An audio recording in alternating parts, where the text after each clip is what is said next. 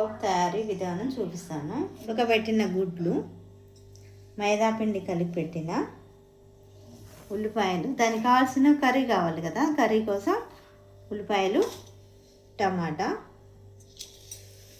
జీలకర్ర, పసుపు, మిరియాల పొడి, కారం, ఉప్పు, చాట్ మసాలా. ఫస్ట్ ఎగ్ పప్పు కావాల్సిన కర్రీ చేసుకుందాం. కర్రీ చేస్తాం. చాలా వేడెక్కింది కదా, బాండి వేడెక్కింది. కావాల్సినంత ఆయిల్ పోసుకొని జీలకర్ర వేగిపోయింది. ఇప్పుడు ఉల్లిపాయలు వేసుకోవాలి. తొందరగా ఉల్లిపాయలు వేగిపోతాయి, అందుకని కొంచెం ఉప్పు వేస్తున్నాం. ఉల్లిపాయలు బాగా వేగినాయి. ఇప్పుడు టమాటాలు వేయాలి. కొద్దిగా టమాటా, కొద్దిగా పసుపు వేసుకోవాలి. సిమ్లో పెట్టుకోవాలి. సిమ్లో పెట్టుకొని ఫ్రై చేసుకోవాలి. ఉల్లిపాయలు కచ్చా పచ్చా నల్లగొట్టుకొని వేసుకోవాలి. కొద్దిగా మిరియాల పొడి వేసుకోవాలి, కొంచెం చిటికెడంతా, కొంచెం కారం. ఇప్పుడు చాట్ మసాలా వేసుకోవాలి. ఒక ప్యాకెట్ వేసుకున్నాను ఇక్కడ. ప్యాకెట్ వేసుకోవాలి. బాగా కలుపుకొని స్టవ్ ఆఫ్ చేసుకోవాలి. ఈ కొంచెం కర్రీ 6 ఎగ్ పప్పులు అవుతుందండి. మైదా పిండి ఇలా ఉండలు చేసుకొని చపాతీ చేసుకోవాలి. ఇప్పుడు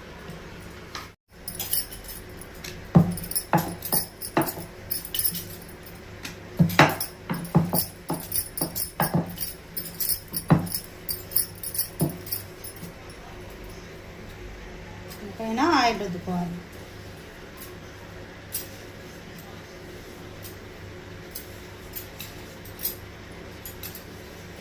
ఆయిల్ బాగా పెట్టినాక మళ్ళీ ఇట్లా ఫోల్డ్ చేయాలి. మళ్ళీ ఆయిల్ పెట్టాలి. దీని మీద కూడా ఆయిల్ పెట్టాలి. మళ్ళీ ఫోల్డ్ చేయాలి. మళ్ళీ పొడిపిండి వేసుకొని మళ్ళీ రుద్దాలి. దీన్ని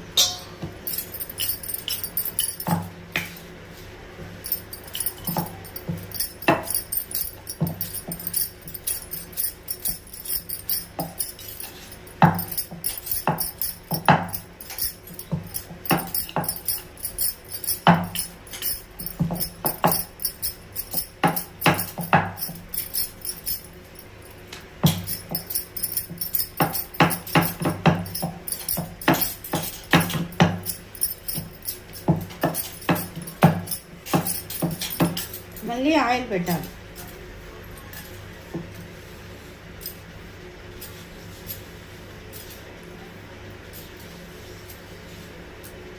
మళ్ళీ మడత తీసుకోవాలి.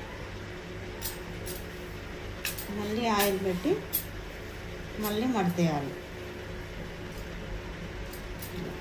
మళ్ళీ పొడిపిండి వేసుకొని మళ్ళీ చేయాలి.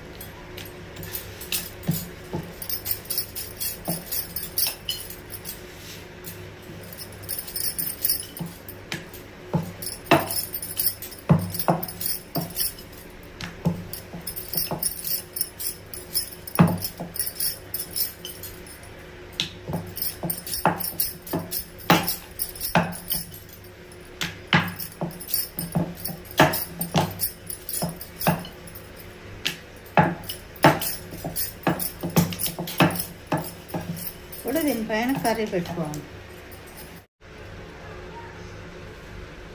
ఇలా ఫోల్డ్ చేసుకోవాలి. అంతే.